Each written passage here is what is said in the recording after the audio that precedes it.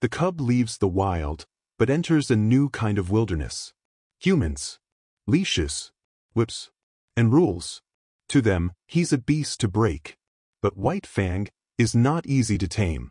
Chapter 1 The Battle of the Fangs. It was the she-wolf who had first caught the sound of men's voices and the whining of the sled dogs, and it was the she-wolf who was first to spring away from the cornered man in his circle of dying flame. The pack had been loath to forego the kill it had hunted down, and it lingered for several minutes, making sure of the sounds, and then it too sprang away on the trail made by the she-wolf. Running at the forefront of the pack was a large gray wolf, one of its several leaders. It was he who directed the pack's course on the heels of the she-wolf. It was he who snarled warningly at the younger members of the pack or slashed at them with his fangs when they ambitiously tried to pass him. And it was he who increased the pace when he sighted the she-wolf, now trotting slowly across the snow. She dropped in alongside by him, as though it were her appointed position, and took the pace of the pack. He did not snarl at her, nor show his teeth, when any leap of hers chanced to put her in advance of him. On the contrary, he seemed kindly disposed toward her, too kindly to suit her, for he was prone to run near to her, and when he ran too near it was she who snarled and showed her teeth. Nor was she above slashing his shoulder sharply on occasion. At such times he betrayed no anger. He merely sprang to the side and ran stiffly ahead for several awkward leaps, in carriage and conduct resembling an abashed country swain. This was his one trouble in the running of the pack, but she had other troubles. On her other side ran a gaunt old wolf, grizzled and marked with the scars of many battles. He ran always on her right side. The fact that he had but one eye, and that the left eye, might account for this. He, also, was addicted to crowding her, to veering toward her till his scarred muzzle touched her body, or shoulder, or neck. As with the running mate on the left, she repelled these attentions with her teeth, but when both bestowed their attentions at the same time she was roughly jostled, being compelled, with quick snaps to either side, to drive both lovers away and at the same time to maintain her forward leap with the pack and see the way of her feet before her. At such times her running mates flashed their teeth and growled threateningly across at each other. They might have fought, but even wooing and its rivalry waited upon the more pressing hunger need of the pack. After each repulse, when the old wolf sheered abruptly away from the sharp-toothed object of his desire, he shouldered against a young 3-year-old that ran on his blind right side. This young wolf had attained his full size, and, considering the weak and famished condition of the pack, he possessed more than the average vigor and spirit. Nevertheless, he ran with his head even with the shoulder of his one-eyed elder.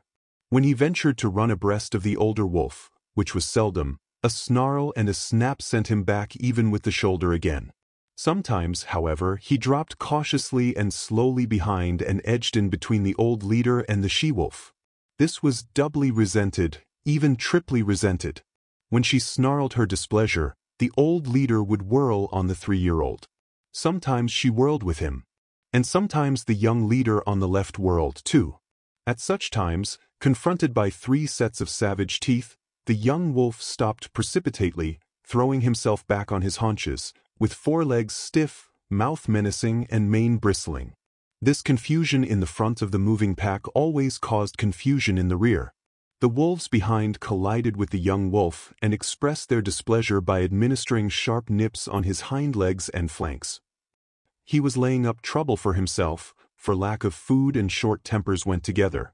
But with the boundless faith of youth he persisted in repeating the maneuver every little while, though it never succeeded in gaining anything for him but discomfiture. Had there been food, love-making and fighting would have gone on apace, and the pack formation would have been broken up. But the situation of the pack was desperate. It was lean with long-standing hunger. It ran below its ordinary speed. At the rear limped the weak members, the very young and the very old. At the front were the strongest. Yet all were more like skeletons than full-bodied wolves. Nevertheless, with the exception of the ones that limped, the movements of the animals were effortless and tireless. Their stringy muscles seemed founts of inexhaustible energy.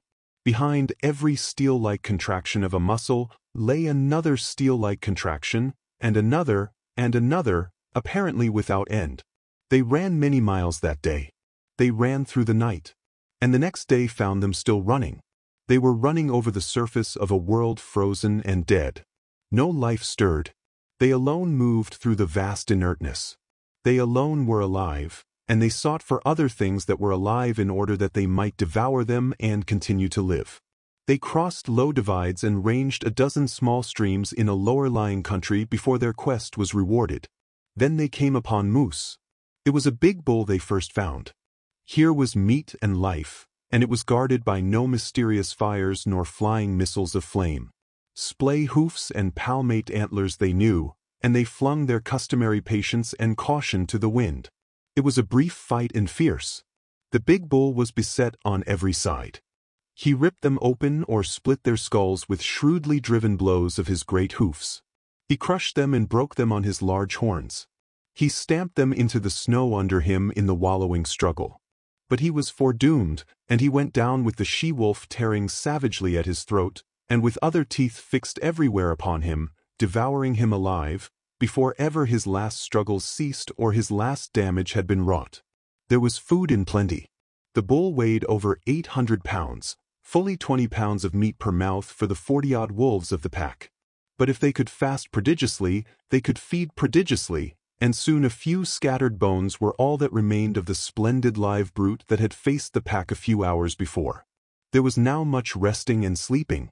With full stomachs, bickering and quarreling began among the younger males, and this continued through the few days that followed before the breaking up of the pack. The famine was over. The wolves were now in the country of game, and though they still hunted in pack, they hunted more cautiously, cutting out heavy cows or crippled old bulls from the small moose herds they ran across. There came a day, in this land of plenty, when the wolf pack split in half and went in different directions. The she-wolf, the young leader on her left and the one-eyed elder on her right, led their half of the pack down to the Mackenzie River and across into the lake country to the east. Each day this remnant of the pack dwindled. 2 by 2, male and female, the wolves were deserting. Occasionally a solitary male was driven out by the sharp teeth of his rivals. In the end there remained only 4, the she-wolf, the young leader, the one-eyed one, and the ambitious 3-year-old. The she-wolf had by now developed a ferocious temper. Her 3 suitors all bore the marks of her teeth. Yet they never replied in kind, never defended themselves against her. They turned their shoulders to her most savage slashes, and with wagging tails and mincing steps strove to placate her wrath. But if they were all mildness toward her, they were all fierceness toward one another. The 3-year-old grew too ambitious in his fierceness. He caught the one-eyed elder on his blind side and ripped his ear into ribbons. Though the grizzled old fellow could see only on one side, against the youth and vigor of the other, he brought into play the wisdom of long years of experience. His lost eye and his scarred muzzle bore evidence to the nature of his experience. He had survived too many battles to be in doubt for a moment about what to do. The battle began fairly, but it did not end fairly. There was no telling what the outcome would have been, for the third wolf joined the elder, and together, old leader and young leader, they attacked the ambitious 3-year-old and proceeded to destroy him. He was beset on either side by the merciless fangs of his erstwhile comrades. Forgotten were the days they had hunted together, the game they had pulled down, the famine they had suffered. That business was a thing of the past. The business of love was at hand, ever a sterner and crueler business than that of food-getting. And in the meanwhile, the she-wolf, the cause of it all, sat down contentedly on her haunches and watched. She was even pleased. This was her day, and it came not often, when manes bristled, and Fang smote Fang or ripped and tore the yielding flesh, all for the possession of her. And in the business of love the 3-year-old, who had made this his first adventure upon it, yielded up his life. On either side of his body stood his 2 rivals. They were gazing at the she-wolf, who sat smiling in the snow. But the elder leader was wise, very wise, in love even as in battle. The younger leader turned his head to lick a wound on his shoulder. The curve of his neck was turned toward his rival. With his one eye the elder saw the opportunity. He darted in low and closed with his fangs. It was a long, ripping slash, and deep as well. His teeth, in passing, burst the wall of the great vein of the throat. Then he leaped clear. The young leader snarled terribly, but his snarl broke midmost into a tickling cough. Bleeding and coughing, already stricken, he sprang at the elder and fought while life faded from him, his legs going weak beneath him, the light of day dulling on his eyes, his blows and springs falling shorter and shorter. And all the while the she-wolf sat on her haunches and smiled. She was made glad in vague ways by the battle, for this was the love-making of the wild, the sex tragedy of the natural world that was tragedy only to those that died. To those that survived it was not tragedy, but realization and achievement. When the young leader lay in the snow and moved no more, One-Eye stalked over to the she-wolf. His carriage was one of mingled triumph and caution. He was plainly expectant of a rebuff, and he was just as plainly surprised when her teeth did not flash out at him in anger. For the first time she met him with a kindly manner. She sniffed noses with him, and even condescended to leap about and frisk and play with him in quite puppyish fashion. And he, for all his gray years and sage experience, behaved quite as puppyishly and even a little more foolishly. Forgotten already were the vanquished rivals and the love tale red-written on the snow. Forgotten, save once, when old One-Eye stopped for a moment to lick his stiffening wounds. Then it was that his lips half writhed into a snarl, and the hair of his neck and shoulders involuntarily bristled, while he half crouched for a spring, his claws spasmodically clutching into the snow surface for firmer footing. But it was all forgotten the next moment, as he sprang after the she-wolf, who was coyly leading him a chase through the woods. After that they ran side by side, like good friends who have come to an understanding. The days passed by, and they kept together, hunting their meat and killing and eating it in common.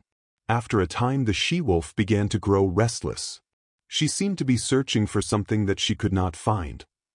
The hollows under fallen trees seemed to attract her, and she spent much time nosing about among the larger snow-piled crevices in the rocks and in the caves of overhanging banks. Old One-Eye was not interested at all, but he followed her good-naturedly in her quest, and when her investigations in particular places were unusually protracted, he would lie down and wait until she was ready to go on. They did not remain in one place, but traveled across country until they regained the Mackenzie River, down which they slowly went, leaving it often to hunt game along the small streams that entered it, but always returning to it again. Sometimes they chanced upon other wolves, usually in pairs, but there was no friendliness of intercourse displayed on either side, no gladness at meeting, no desire to return to the pack formation. Several times they encountered solitary wolves. These were always males, and they were pressingly insistent on joining with One-Eye and his mate. This he resented, and when she stood shoulder to shoulder with him, bristling and showing her teeth, the aspiring solitary ones would back off, turn tail, and continue on their lonely way. One moonlight night, running through the quiet forest, One-Eye suddenly halted. His muzzle went up, his tail stiffened, and his nostrils dilated as he scented the air. One foot also he held up, after the manner of a dog. He was not satisfied, and he continued to smell the air, striving to understand the message borne upon it to him. One careless sniff had satisfied his mate, and she trotted on to reassure him. Though he followed her, he was still dubious, and he could not forbear an occasional halt in order more carefully to study the warning. She crept out cautiously on the edge of a large open space in the midst of the trees. For some time she stood alone. Then One-Eye, creeping and crawling, every sense on the alert, every hair radiating infinite suspicion, joined her.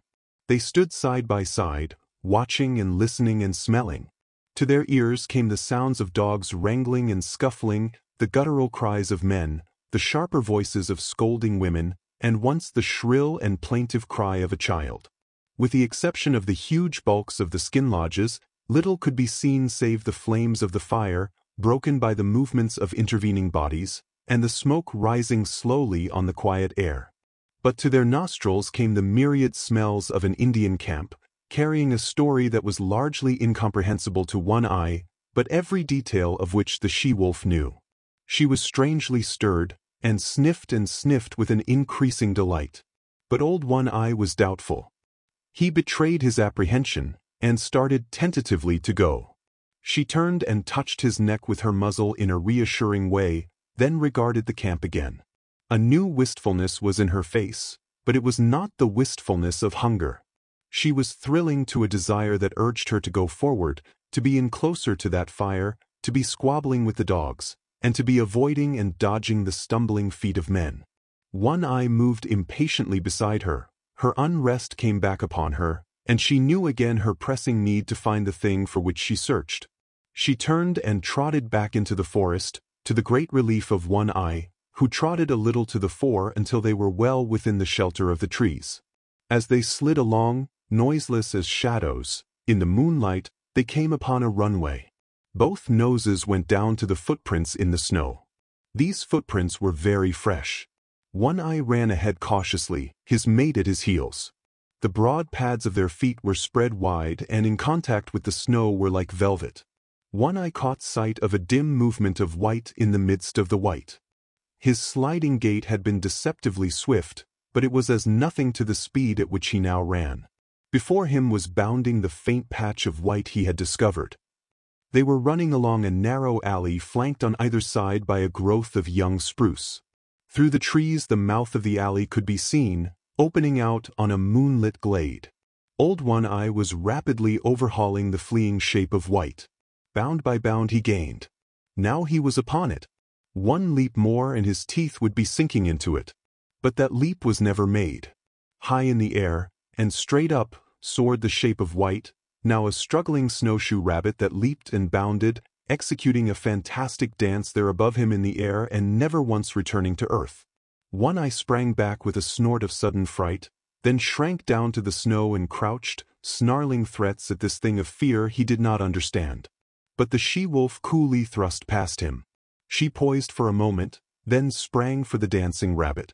She, too, soared high, but not so high as the quarry, and her teeth clipped emptily together with a metallic snap. She made another leap and another. Her mate had slowly relaxed from his crouch and was watching her. He now evinced displeasure at her repeated failures, and himself made a mighty spring upward. His teeth closed upon the rabbit, and he bore it back to earth with him. But at the same time there was a suspicious crackling movement beside him, and his astonished eye saw a young spruce sapling bending down above him to strike him. His jaws let go their grip, and he leaped backward to escape this strange danger, his lips drawn back from his fangs, his throat snarling, every hair bristling with rage and fright. And in that moment the sapling reared its slender length upright and the rabbit soared dancing in the air again. The she-wolf was angry. She sank her fangs into her mate's shoulder in reproof, and he, frightened, unaware of what constituted this new onslaught, struck back ferociously and in still greater fright, ripping down the side of the she-wolf's muzzle. For him to resent such reproof was equally unexpected to her, and she sprang upon him in snarling indignation. Then he discovered his mistake and tried to placate her. But she proceeded to punish him roundly, until he gave over all attempts at placation and whirled in a circle, his head away from her, his shoulders receiving the punishment of her teeth. In the meantime the rabbit danced above them in the air. The she-wolf sat down in the snow, and Old One Eye, now more in fear of his mate than of the mysterious sapling, again sprang for the rabbit. As he sank back with it between his teeth, he kept his eye on the sapling. As before, it followed him back to earth. He crouched down under the impending blow, his hair bristling, but his teeth still keeping tight hold of the rabbit. But the blow did not fall. The sapling remained bent above him. When he moved it moved, and he growled at it through his clenched jaws. When he remained still, it remained still, and he concluded it was safer to continue remaining still. Yet the warm blood of the rabbit tasted good in his mouth. It was his mate who relieved him from the quandary in which he found himself. She took the rabbit from him, and while the sapling swayed and teetered threateningly above her she calmly gnawed off the rabbit's head. At once the sapling shot up, and after that gave no more trouble, remaining in the decorous and perpendicular position in which nature had intended it to grow. Then, between them, the she-wolf and One Eye devoured the game which the mysterious sapling had caught for them. There were other runways and alleys where rabbits were hanging in the air, and the wolf pair prospected them all, the she-wolf leading the way, Old One Eye following and observant, learning the method of robbing snares, a knowledge destined to stand him in good stead in the days to come. Chapter 2. For 2 days the she-wolf and One Eye hung about the Indian camp. He was worried and apprehensive, Yet the camp lured his mate and she was loath to depart. But when one morning, the air was rent with the report of a rifle close at hand, and a bullet smashed against a tree trunk several inches from One-Eye's head, they hesitated no more, but went off on a long, swinging lope that put quick miles between them and the danger. They did not go far, a couple of days' journey. The she-wolf's need to find the thing for which she searched had now become imperative. She was getting very heavy, and could run but slowly. Once, in the pursuit of a rabbit, which she ordinarily would have caught with ease, she gave over and lay down and rested. One-Eye came to her, but when he touched her neck gently with his muzzle she snapped at him with such quick fierceness that he tumbled over backward and cut a ridiculous figure in his effort to escape her teeth. Her temper was now shorter than ever, but he had become more patient than ever and more solicitous. And then she found the thing for which she sought.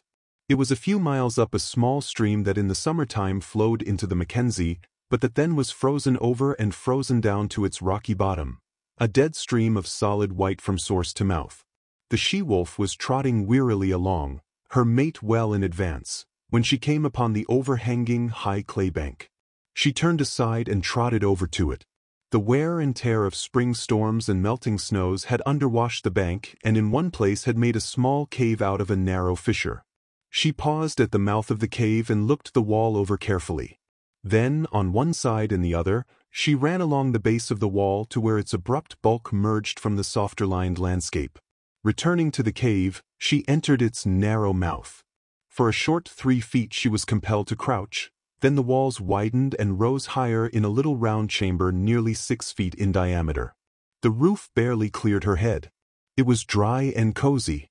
She inspected it with painstaking care, while One-Eye, who had returned, stood in the entrance and patiently watched her. She dropped her head, with her nose to the ground and directed toward a point near to her closely bunched feet, and around this point she circled several times. Then, with a tired sigh that was almost a grunt, she curled her body in, relaxed her legs, and dropped down, her head toward the entrance. One-Eye, with pointed, interested ears, laughed at her, and beyond, outlined against the white light, she could see the brush of his tail waving good-naturedly. Her own ears, with a snuggling movement, laid their sharp points backward and down against the head for a moment, while her mouth opened and her tongue lolled peaceably out, and in this way she expressed that she was pleased and satisfied. One-Eye was hungry. Though he lay down in the entrance and slept, his sleep was fitful. He kept awaking and cocking his ears at the bright world without, where the April sun was blazing across the snow. When he dozed, upon his ears would steal the faint whispers of hidden trickles of running water, and he would rouse and listen intently. The sun had come back, and all the awakening Northland world was calling to him. Life was stirring. The feel of spring was in the air, the feel of growing life under the snow, of sap ascending in the trees, of buds bursting the shackles of the frost. He cast anxious glances at his mate, but she showed no desire to get up. He looked outside, and 6 snowbirds fluttered across his field of vision. He started to get up, then looked back to his mate again, and settled down and dozed. A shrill and minute singing stole upon his hearing. Once and twice he sleepily brushed his nose with his paw. Then he woke up. There, buzzing in the air at the tip of his nose, was a lone mosquito. It was a full-grown mosquito, one that had lain frozen in a dry log all winter and that had now been thawed out by the sun. He could resist the call of the world no longer. Besides, he was hungry. He crawled over to his mate and tried to persuade her to get up.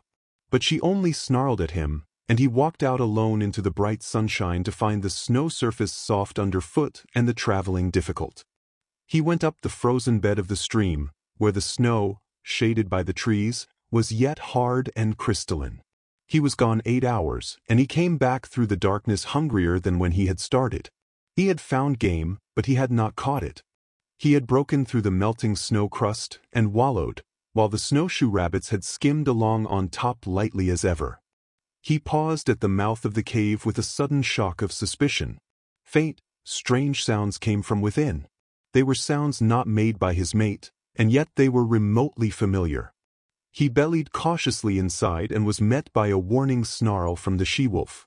This he received without perturbation, though he obeyed it by keeping his distance.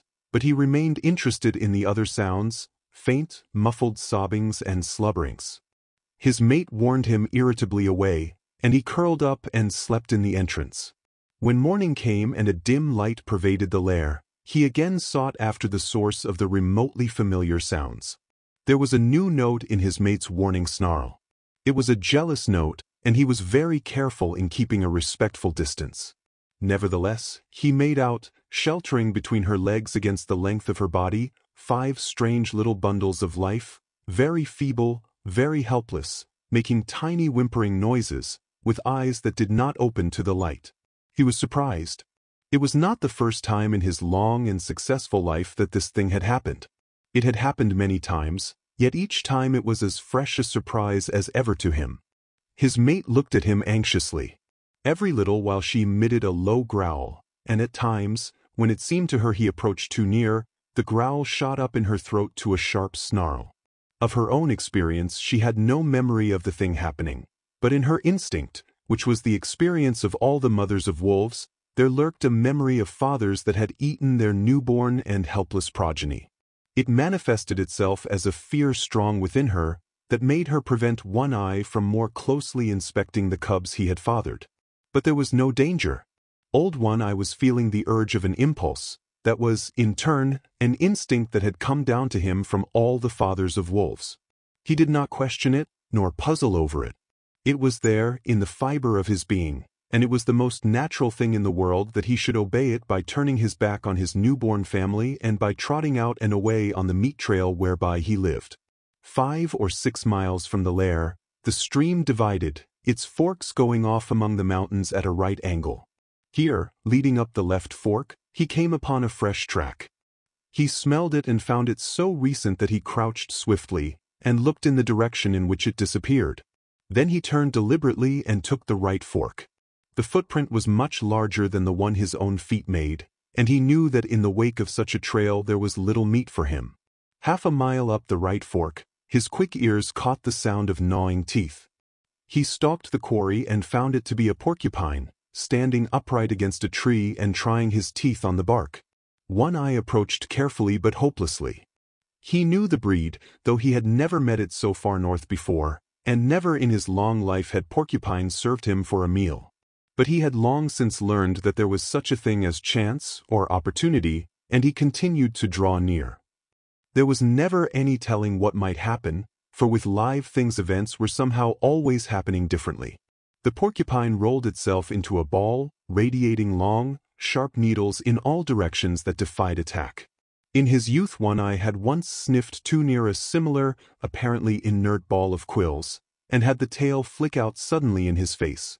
One quill he had carried away in his muzzle, where it had remained for weeks, a rankling flame, until it finally worked out.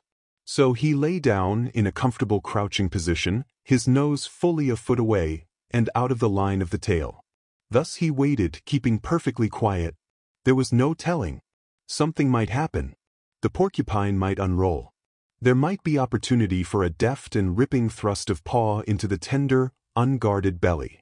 But at the end of half an hour he arose, growled wrathfully at the motionless ball, and trotted on.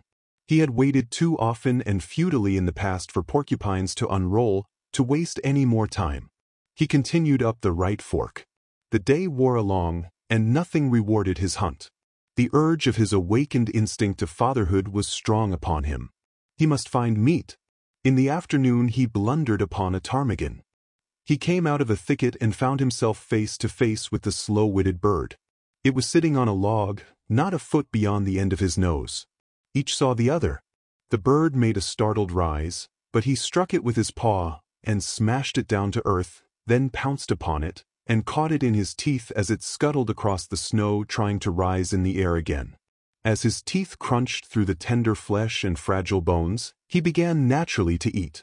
Then he remembered, and, turning on the backtrack, started for home, carrying the ptarmigan in his mouth.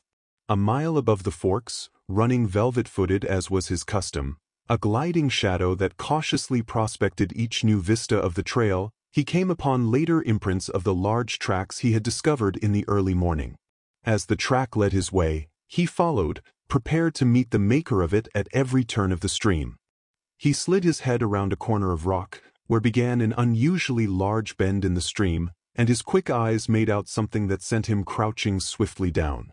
It was the maker of the track, a large female lynx. She was crouching as he had crouched once that day, in front of her the tight-rolled ball of quills. If he had been a gliding shadow before, he now became the ghost of such a shadow, as he crept and circled around, and came up well to leeward of the silent, motionless pair. He lay down in the snow, depositing the ptarmigan beside him, and with eyes peering through the needles of a low-growing spruce he watched the play of life before him, the waiting lynx and the waiting porcupine, each intent on life. And such was the curiousness of the game, the way of life for one lay in the eating of the other, and the way of life for the other lay in being not eaten. While Old One-Eye, the wolf crouching in the covert, played his part too in the game, waiting for some strange freak of chance that might help him on the meat trail which was his way of life. Half an hour passed, an hour, and nothing happened. The ball of quills might have been a stone for all it moved, the lynx might have been frozen to marble, and Old One-Eye might have been dead. Yet all three animals were keyed to a tenseness of living that was almost painful, and scarcely ever would it come to them to be more alive than they were then in their seeming petrifaction. One-Eye moved slightly and peered forth with increased eagerness. Something was happening. The porcupine had at last decided that its enemy had gone away. Slowly, cautiously, it was unrolling its ball of impregnable armor. It was agitated by no tremor of anticipation. Slowly, slowly, the bristling ball straightened out and lengthened. One-Eye, watching, felt a sudden moistness in his mouth and a drooling of saliva, involuntary, excited by the living meat that was spreading itself like a repast before him. Not quite entirely had the porcupine unrolled when it discovered its enemy. In that instant the lynx struck. The blow was like a flash of light. The paw, with rigid claws curving like talons, shot under the tender belly and came back with a swift ripping movement. Had the porcupine been entirely unrolled, or had it not discovered its enemy a fraction of a second before the blow was struck, the paw would have escaped unscathed, but a side flick of the tail sank sharp quills into it as it was withdrawn. Everything had happened at once. The blow, the counter-blow, the squeal of agony from the porcupine, the big cat's squall of sudden hurt and astonishment. One-Eye half arose in his excitement, his ears up, his tail straight out and quivering behind him. The lynx's bad temper got the best of her. She sprang savagely at the thing that had hurt her. But the porcupine, squealing and grunting, with disrupted anatomy trying feebly to roll up into its ball protection, flicked out its tail again, and again the big cat squalled with hurt and astonishment. Then she fell to backing away and sneezing, her nose bristling with quills like a monstrous pincushion.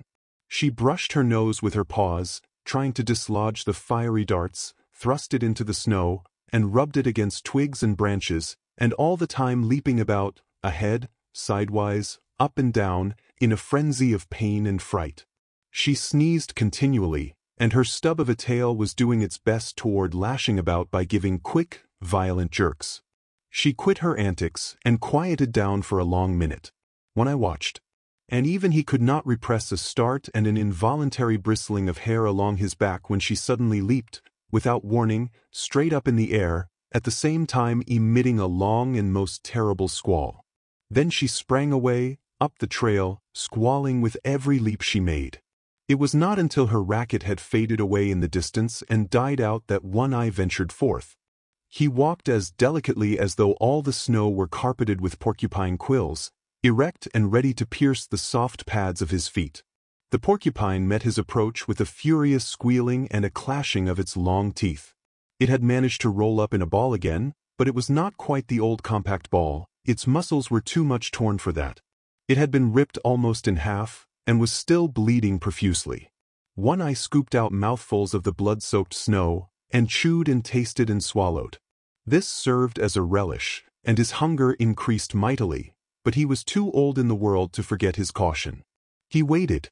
He lay down and waited, while the porcupine grated its teeth and uttered grunts and sobs and occasional sharp little squeals.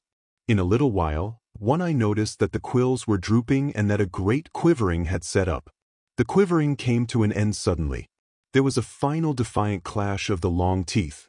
Then all the quills drooped quite down, and the body relaxed and moved no more. With a nervous, shrinking paw, One Eye stretched out the porcupine to its full length and turned it over on its back. Nothing had happened. It was surely dead.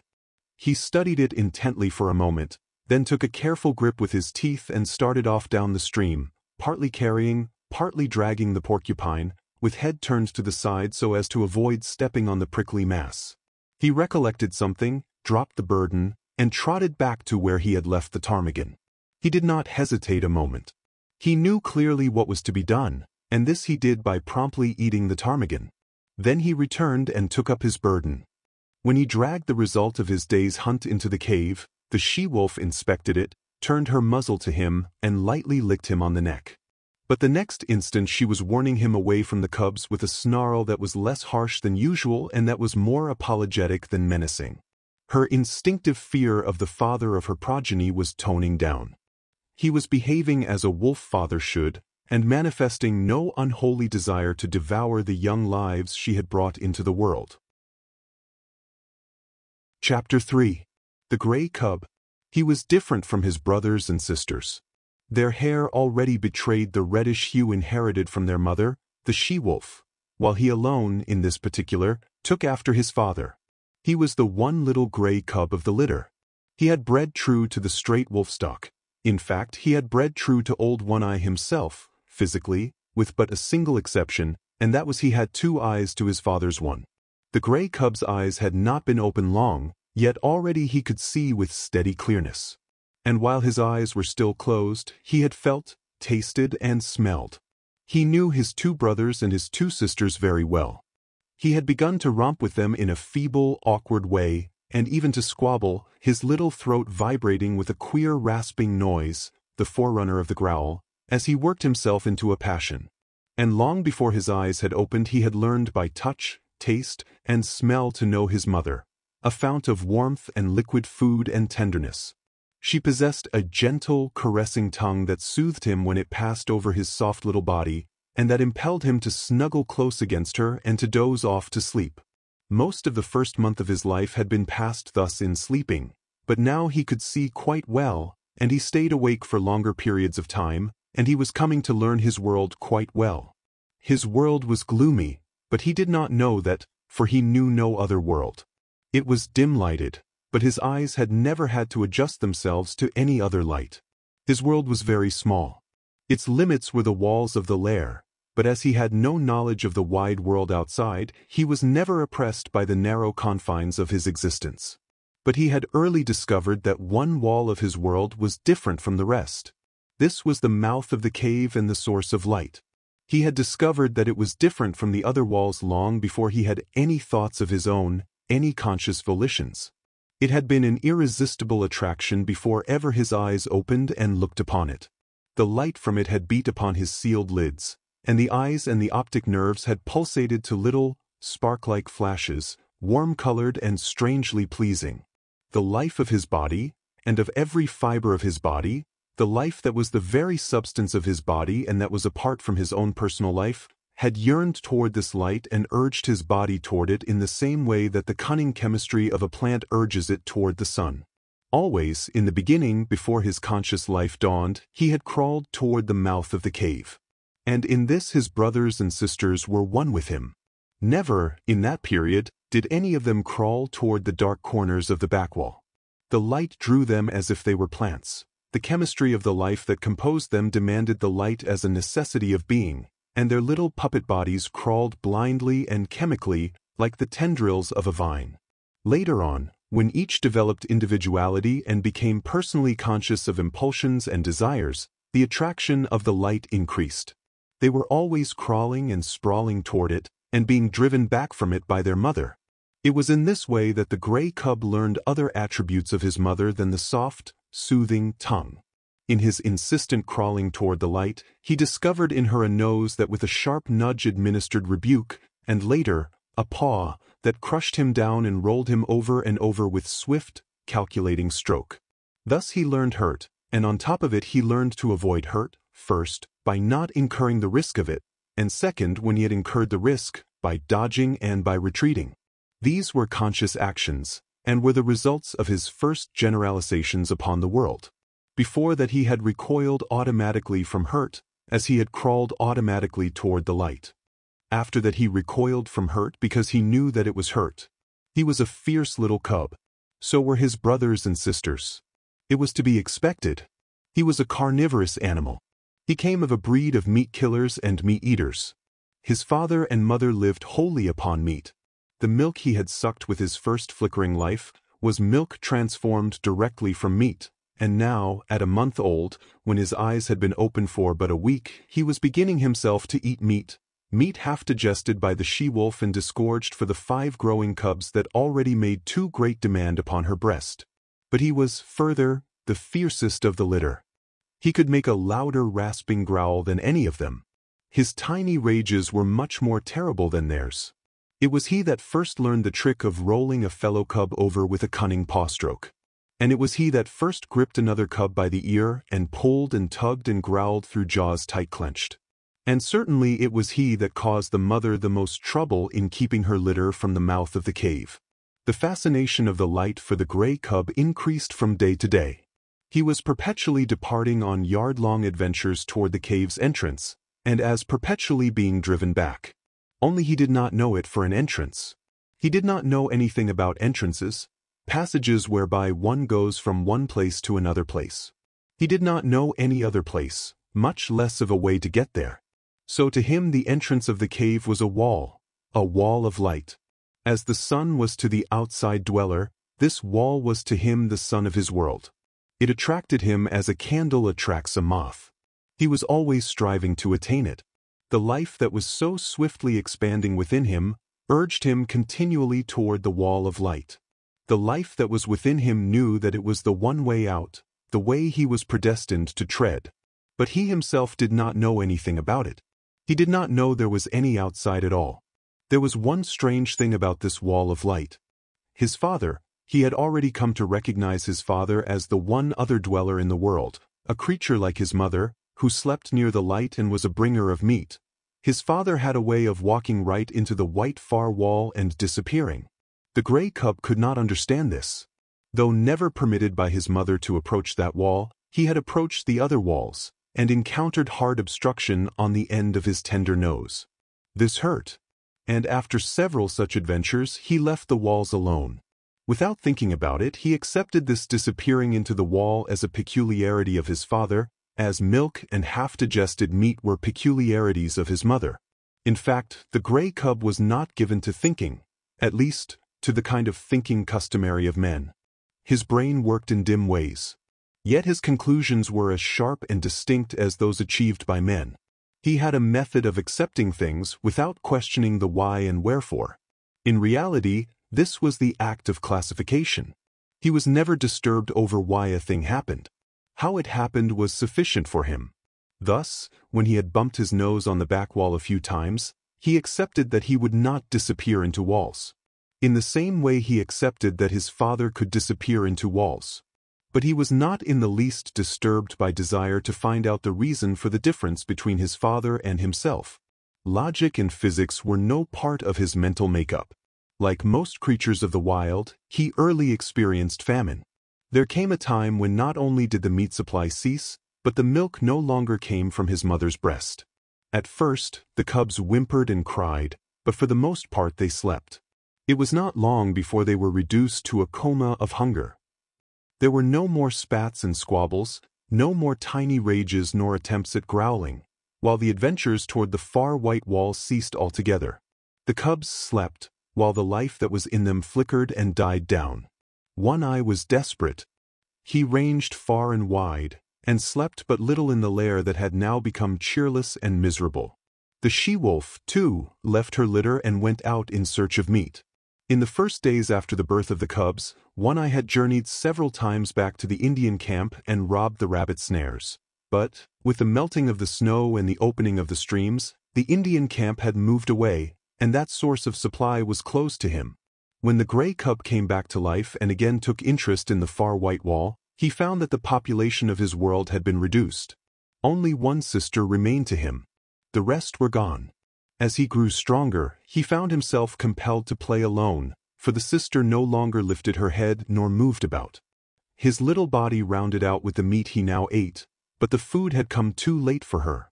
She slept continuously, a tiny skeleton flung round with skin in which the flame flickered lower and lower and at last went out. Then there came a time when the gray cub no longer saw his father appearing and disappearing in the wall nor lying down asleep in the entrance. This had happened at the end of a second and less severe famine. The she-wolf knew why One Eye never came back, but there was no way by which she could tell what she had seen to the gray cub. Hunting herself for meat, up the left fork of the stream where lived the lynx, she had followed a day-old trail of One Eye. And she had found him, or what remained of him, at the end of the trail. There were many signs of the battle that had been fought, and of the lynx's withdrawal to her lair after having won the victory. Before she went away, the she-wolf had found this lair, but the signs told her that the lynx was inside, and she had not dared to venture in. After that, the she-wolf in her hunting avoided the left fork. For she knew that in the lynx's lair was a litter of kittens, and she knew the lynx for a fierce, bad-tempered creature and a terrible fighter.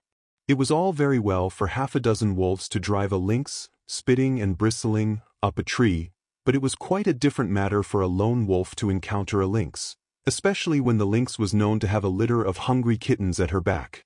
But the wild is the wild, and motherhood is motherhood, at all times fiercely protective whether in the wild or out of it, and the time was to come when the she-wolf, for her gray cub's sake, would venture the left fork, and the lair in the rocks, and the lynx's wrath. Chapter 4. The Wall of the World. By the time his mother began leaving the cave on hunting expeditions, the cub had learned well the law that forbade his approaching the entrance. Not only had this law been forcibly and many times impressed on him by his mother's nose and paw, but in him the instinct of fear was developing. Never, in his brief cave life, had he encountered anything of which to be afraid. Yet fear was in him. It had come down to him from a remote ancestry through 1,000 lives. It was a heritage he had received directly from One Eye and the she-wolf, but to them, in turn, it had been passed down through all the generations of wolves that had gone before.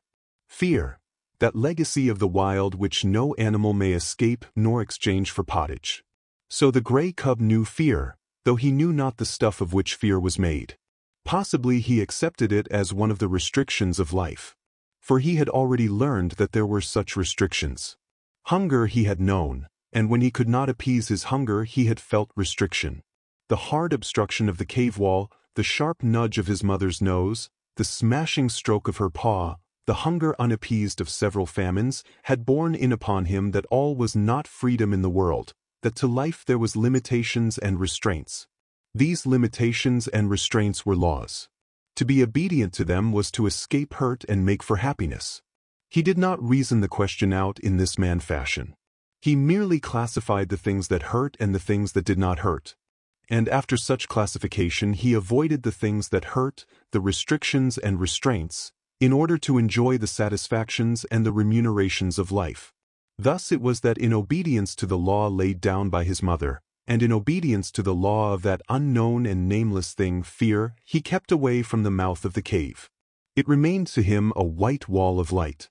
When his mother was absent, he slept most of the time, while during the intervals that he was awake he kept very quiet, suppressing the whimpering cries that tickled in his throat and strove for noise. Once, lying awake, he heard a strange sound in the white wall. He did not know that it was a wolverine, standing outside, all trembling with its own daring, and cautiously scenting out the contents of the cave. The cub knew only that the sniff was strange, a something unclassified, therefore unknown and terrible, for the unknown was one of the chief elements that went into the making of fear. The hair bristled upon the gray cub's back, but it bristled silently. How was he to know that this thing that sniffed was a thing at which to bristle? It was not born of any knowledge of his, yet it was the visible expression of the fear that was in him, and for which, in his own life, there was no accounting. But fear was accompanied by another instinct, that of concealment. The cub was in a frenzy of terror, yet he lay without movement or sound, frozen, petrified into immobility, to all appearances dead. His mother, coming home, growled as she smelt the wolverine's track, and bounded into the cave and licked and nozzled him with undue vehemence of affection. And the cub felt that somehow he had escaped a great hurt. But there were other forces at work in the cub, the greatest of which was growth. Instinct and law demanded of him obedience. But growth demanded disobedience. His mother and fear impelled him to keep away from the white wall. Growth is life, and life is forever destined to make for light. So there was no damming up the tide of life that was rising within him, rising with every mouthful of meat he swallowed, with every breath he drew. In the end, one day, fear and obedience were swept away by the rush of life, and the cub straddled and sprawled toward the entrance. Unlike any other wall with which he had had experience, this wall seemed to recede from him as he approached. No hard surface collided with the tender little nose he thrust out tentatively before him. The substance of the wall seemed as permeable and yielding as light, and as condition, in his eyes, had the seeming of form, so he entered into what had been wall to him and bathed in the substance that composed it. It was bewildering. He was sprawling through solidity, and ever the light grew brighter. Fear urged him to go back, but growth drove him on. Suddenly he found himself at the mouth of the cave. The wall, inside which he had thought himself, as suddenly leaped back before him to an immeasurable distance. The light had become painfully bright. He was dazzled by it. Likewise he was made dizzy by this abrupt and tremendous extension of space. Automatically, his eyes were adjusting themselves to the brightness, focusing themselves to meet the increased distance of objects. At first, the wall had leaped beyond his vision. He now saw it again, but it had taken upon itself a remarkable remoteness. Also, its appearance had changed. It was now a variegated wall, composed of the trees that fringed the stream, the opposing mountain that towered above the trees, and the sky that out-towered the mountain. A great fear came upon him. This was more of the terrible unknown. He crouched down on the lip of the cave and gazed out on the world. He was very much afraid. Because it was unknown, it was hostile to him. Therefore the hair stood up on end along his back, and his lips wrinkled weakly in an attempt at a ferocious and intimidating snarl. Out of his puniness and fright he challenged and menaced the whole wide world. Nothing happened. He continued to gaze, and in his interest he forgot to snarl. Also, he forgot to be afraid. For the time, fear had been routed by growth, while growth had assumed the guise of curiosity. He began to notice near objects, an open portion of the stream that flashed in the sun, the blasted pine tree that stood at the base of the slope, and the slope itself, that ran right up to him and ceased 2 feet beneath the lip of the cave on which he crouched. Now the gray cub had lived all his days on a level floor. He had never experienced the hurt of a fall. He did not know what a fall was. So he stepped boldly out upon the air. His hind legs still rested on the cave lip, so he fell forward head downward. The earth struck him a harsh blow on the nose that made him yelp. Then he began rolling down the slope, over and over. He was in a panic of terror. The unknown had caught him at last. It had gripped savagely hold of him and was about to wreak upon him some terrific hurt. Growth was now routed by fear, and he keyed like any frightened puppy. The unknown bore him on he knew not to what frightful hurt, and he yelped and keyed unceasingly. This was a different proposition from crouching in frozen fear while the unknown lurked just alongside. Now the unknown had caught tight hold of him.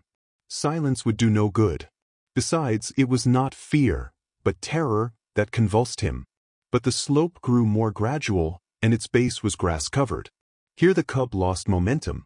When at last he came to a stop, he gave one last agonized yell and then a long, whimpering wail. Also, and quite as a matter of course, as though in his life he had already made 1,000 toilets, he proceeded to lick away the dry clay that soiled him. After that he sat up and gazed about him, as might the first man of the earth who landed upon Mars. The cub had broken through the wall of the world, the unknown had let go its hold of him, and here he was without hurt. But the first man on Mars would have experienced less unfamiliarity than did he.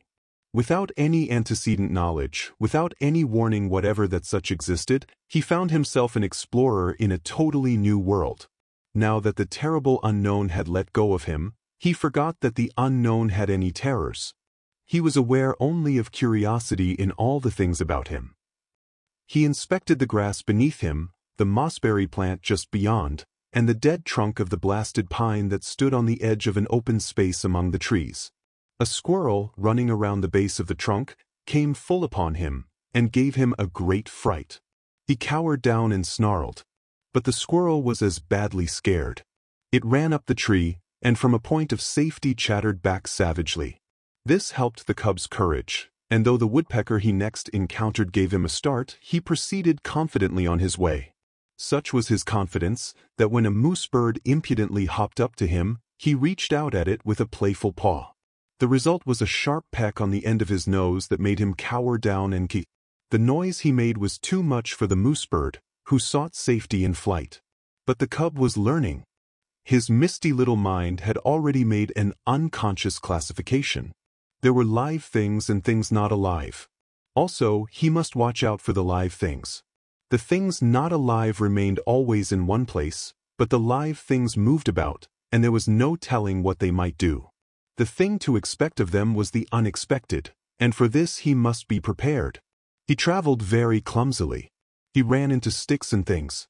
A twig that he thought a long way off would the next instant hit him on the nose or rake along his ribs. There were inequalities of surface.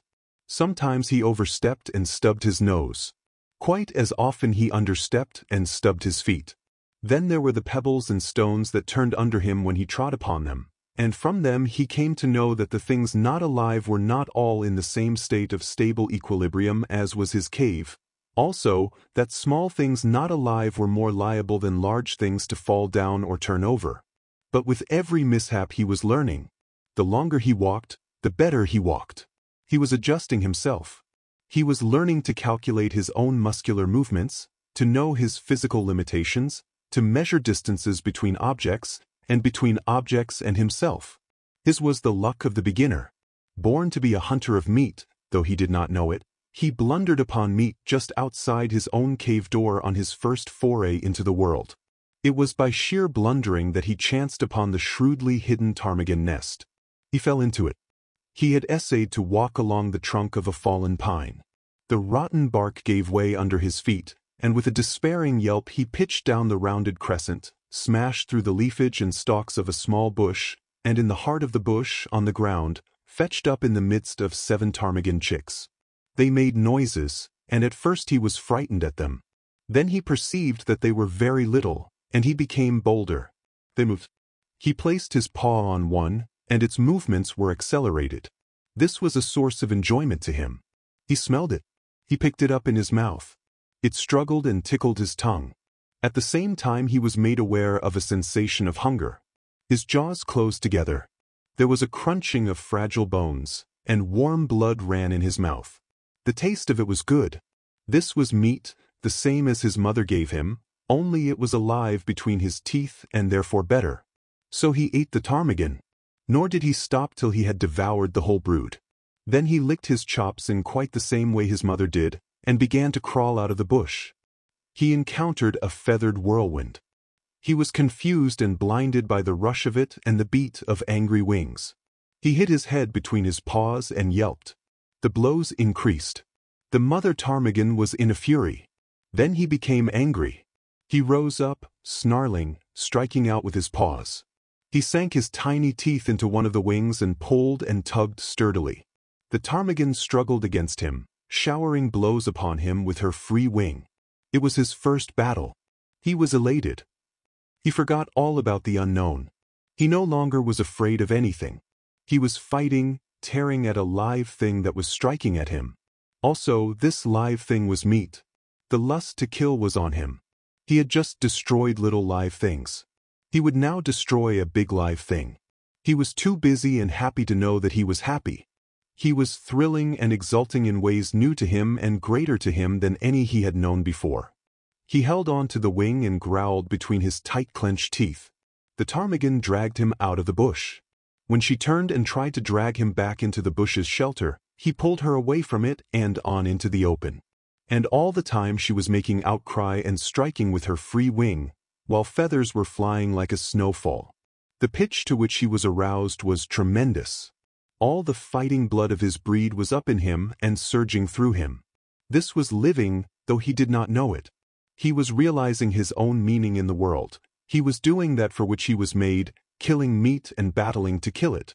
He was justifying his existence, than which life can do no greater, for life achieves its summit when it does to the uttermost that which it was equipped to do. After a time, the ptarmigan ceased her struggling. He still held her by the wing, and they lay on the ground and looked at each other. He tried to growl threateningly, ferociously. She pecked on his nose, which by now, what of previous adventures, was sore. He winced but held on. She pecked him again and again. From wincing he went to whimpering. He tried to back away from her, oblivious to the fact that by his hold on her he dragged her after him. A rain of pecks fell on his ill-used nose. The flood of fight ebbed down in him, and releasing his prey, he turned tail and scampered on across the open in inglorious retreat. He lay down to rest on the other side of the open, near the edge of the bushes, his tongue lolling out, his chest heaving and panting, his nose still hurting him and causing him to continue his whimper. But as he lay there, suddenly there came to him a feeling as of something terrible impending. The unknown with all its terrors rushed upon him, and he shrank back instinctively into the shelter of the bush. As he did so, a draught of air fanned him, and a large, winged body swept ominously and silently past. A hawk, driving down out of the blue, had barely missed him. While he lay in the bush, recovering from his fright and peering fearfully out, the mother ptarmigan on the other side of the open space fluttered out of the ravaged nest. It was because of her loss that she paid no attention to the winged bolt of the sky. But the cub saw, and it was a warning and a lesson to him. The swift downward swoop of the hawk, the short skim of its body just above the ground, the strike of its talons in the body of the ptarmigan's squawk of agony and fright, and the hawk's rush upward into the blue, carrying the ptarmigan away with it. It was a long time before the cub left its shelter. He had learned much. Live things were meat. They were good to eat. Also, live things, when they were large enough, could give hurt. It was better to eat small live things like ptarmigan chicks, and to let alone large live things like ptarmigan hens. Nevertheless, he felt a little prick of ambition, a sneaking desire to have another battle with that ptarmigan hen. Only the hawk had carried her away. Maybe there were other ptarmigan hens. He would go and see. He came down a shelving bank to the stream. He had never seen water before. The footing looked good. There were no inequalities of surface. He stepped boldly out on it, and went down, crying with fear, into the embrace of the unknown. It was cold, and he gasped, breathing quickly. The water rushed into his lungs instead of the air that had always accompanied his act of breathing. The suffocation he experienced was like the pang of death. To him it signified death. He had no conscious knowledge of death, but like every animal of the wild, he possessed the instinct of death. To him it stood as the greatest of hurts. It was the very essence of the unknown. It was the sum of the terrors of the unknown, the one culminating and unthinkable catastrophe that could happen to him, about which he knew nothing and about which he feared everything. He came to the surface, and the sweet air rushed into his open mouth. He did not go down again. Quite as though it had been a long-established custom of his, he struck out with all his legs and began to swim. The near bank was a yard away, but he had come up with his back to it, and the first thing his eyes rested upon was the opposite bank, toward which he immediately began to swim. The stream was a small one, but in the pool it widened out to a score of feet. Midway in the passage, the current picked up the cub and swept him downstream. He was caught in the miniature rapid at the bottom of the pool. Here was little chance for swimming. The quiet water had become suddenly angry. Sometimes he was under, sometimes on top. At all times he was in violent motion, now being turned over or around, and again being smashed against a rock. And with every rock he struck, he yelped. His progress was a series of yelps, from which might have been adduced the number of rocks he encountered. Below the rapid was a second pool, and here, captured by the eddy, he was gently borne to the bank, and as gently deposited on a bed of gravel. He crawled frantically clear of the water and lay down. He had learned some more about the world. Water was not alive. Yet it moved. Also, it looked as solid as the earth, but was without any solidity at all. His conclusion was that things were not always what they appeared to be. The cub's fear of the unknown was an inherited distrust, and it had now been strengthened by experience. Thenceforth, in the nature of things, he would possess an abiding distrust of appearances. He would have to learn the reality of a thing before he could put his faith into it. One other adventure was destined for him that day. He had recollected that there was such a thing in the world as his mother, and then there came to him a feeling that he wanted her more than all the rest of the things in the world. Not only was his body tired with the adventures it had undergone, but his little brain was equally tired. In all the days he had lived it had not worked so hard as on this one day. Furthermore, he was sleepy. So he started out to look for the cave and his mother, feeling at the same time an overwhelming rush of loneliness and helplessness. He was sprawling along between some bushes when he heard a sharp, intimidating cry. There was a flash of yellow before his eyes. He saw a weasel leaping swiftly away from him. It was a small live thing and he had no fear. Then before him, at his feet, he saw an extremely small live thing, only several inches long, a young weasel that, like himself, had disobediently gone out adventuring. It tried to retreat before him. He turned it over with his paw. It made a queer, grating noise. The next moment the flash of yellow reappeared before his eyes. He heard again the intimidating cry, and at the same instant received a sharp blow on the side of the neck and felt the sharp teeth of the mother weasel cut into his flesh. While he yelped and keyed and scrambled backward, he saw the mother weasel leap upon her young one and disappear with it into the neighboring thicket. The cut of her teeth in his neck still hurt, but his feelings were hurt more grievously, and he sat down and weakly whimpered. This mother weasel was so small and so savage. He was yet to learn that for size and weight the weasel was the most ferocious, vindictive, and terrible of all the killers of the wild. But a portion of this knowledge was quickly to be his. He was still whimpering when the mother weasel reappeared. She did not rush him, now that her young one was safe. She approached more cautiously, and the cub had full opportunity to observe her lean, snake-like body, and her head, erect, eager, and snake-like itself. Her sharp, menacing cry sent the hair bristling along his back, and he snarled warningly at her. She came closer and closer. There was a leap, swifter than his unpracticed sight, and the lean, yellow body disappeared for a moment out of the field of his vision. The next moment she was at his throat, her teeth buried in his hair and flesh. At first he snarled and tried to fight, but he was very young, and this was only his first day in the world, and his snarl became a whimper, his fight a struggle to escape. The weasel never relaxed her hold. She hung on, striving to press down with her teeth to the great vein where his life-blood bubbled. The weasel was a drinker of blood, and it was ever her preference to drink from the throat of life itself. The gray cub would have died, and there would have been no story to write about him, had not the she-wolf come bounding through the bushes. The weasel let go the cub and flashed at the she-wolf's throat, missing, but getting a hold on the jaw instead. The she-wolf flirted her head like the snap of a whip, breaking the weasel's hold and flinging it high in the air. And, still in the air, the she-wolf's jaws closed on the lean, yellow body, and the weasel knew death between the crunching teeth. The cub experienced another access of affection on the part of his mother. Her joy at finding him seemed even greater than his joy at being found. She nozzled him and caressed him and licked the cuts made in him by the weasel's teeth. Then, between them, mother and cub, they ate the blood drinker, and after that went back to the cave and slept. Chapter 5.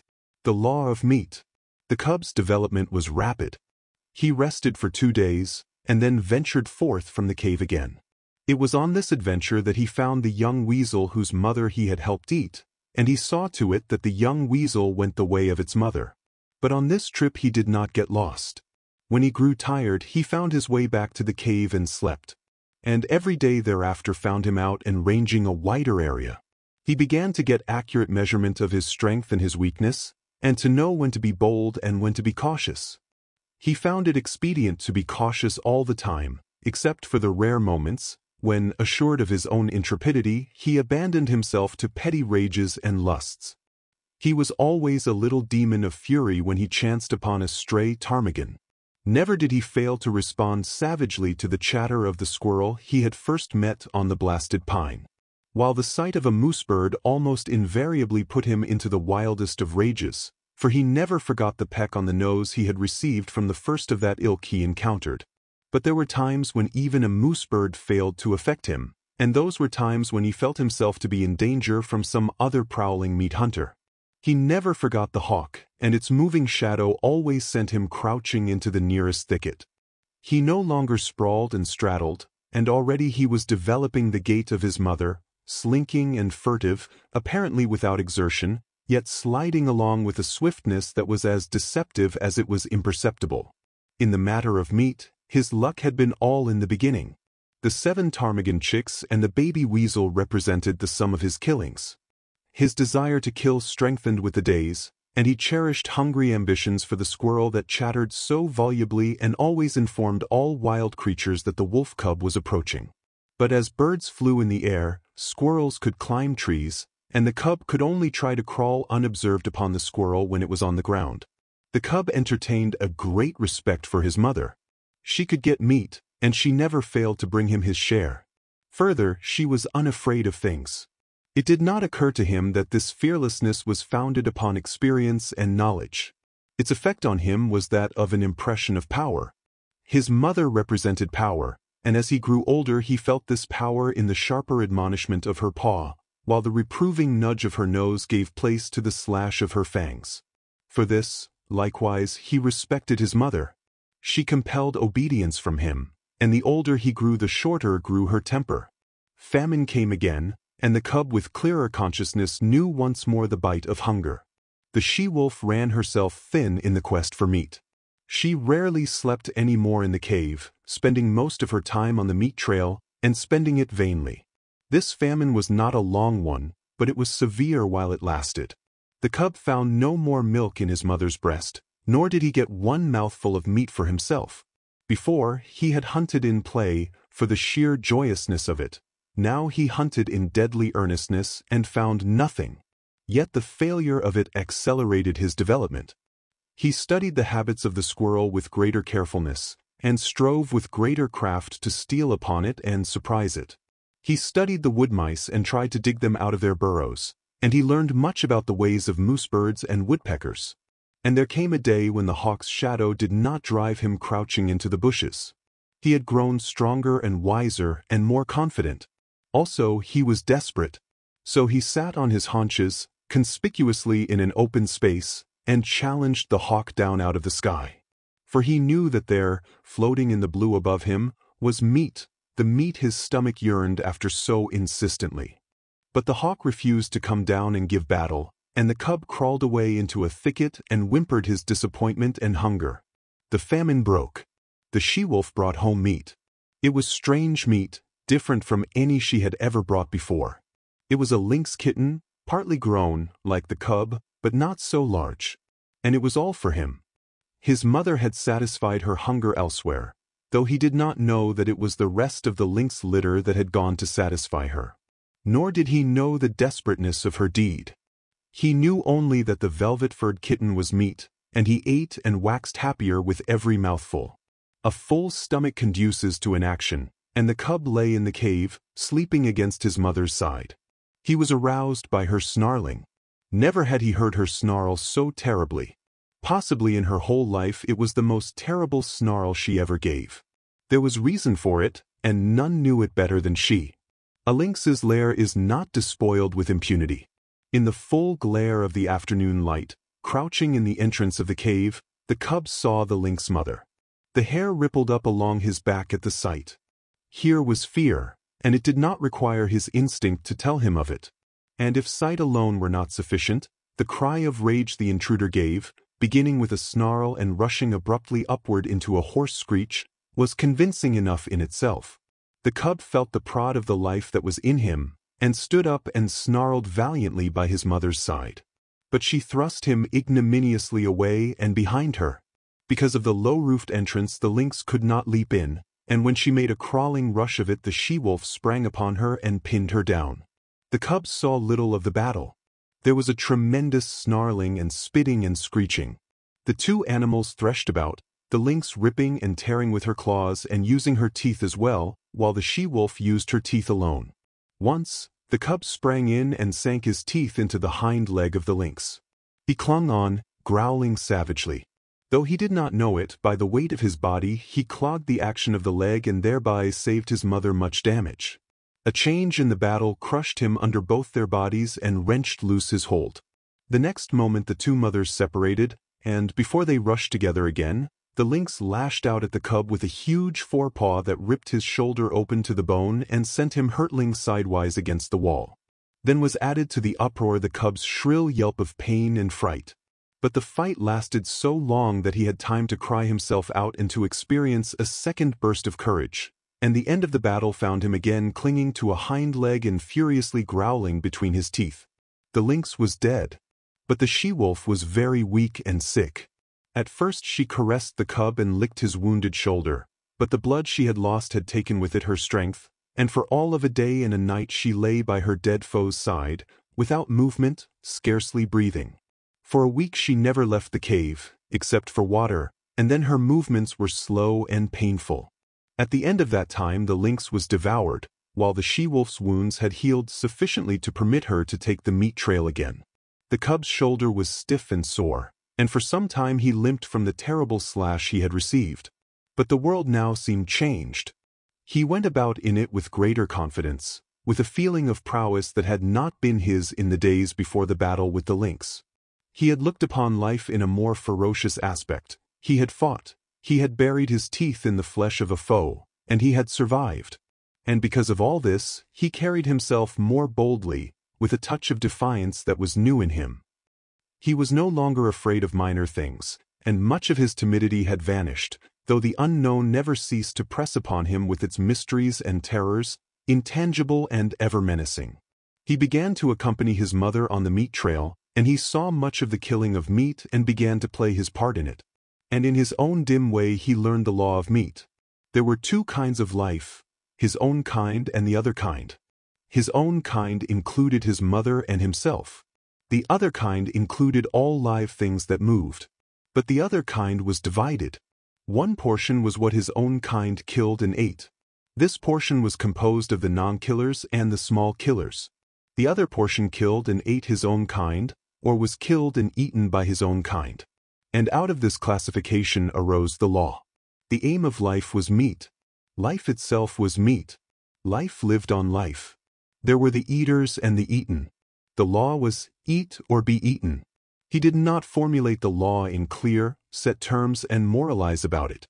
He did not even think the law, he merely lived the law without thinking about it at all.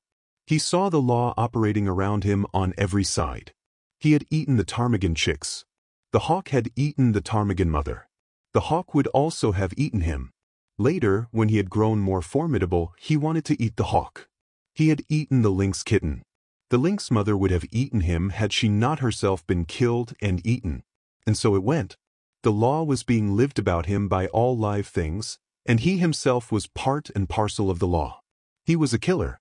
His only food was meat, live meat, that ran away swiftly before him, or flew into the air, or climbed trees, or hid in the ground, or faced him and fought with him, or turned the tables and ran after him. Had the cub thought in man fashion, he might have epitomized life as a voracious appetite and the world as a place wherein ranged a multitude of appetites, pursuing and being pursued, hunting and being hunted, eating and being eaten, all in blindness and confusion, with violence and disorder, a chaos of gluttony and slaughter, ruled over by chance, merciless, planless, endless. But the cub did not think in man fashion. He did not look at things with wide vision.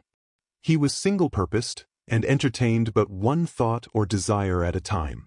Besides the law of meat, there were a myriad other and lesser laws for him to learn and obey. The world was filled with surprise. The stir of the life that was in him, the play of his muscles, was an unending happiness. To run down meat was to experience thrills and elations. His rages and battles were pleasures. Terror itself, and the mystery of the unknown, led to his living. And there were easements and satisfactions.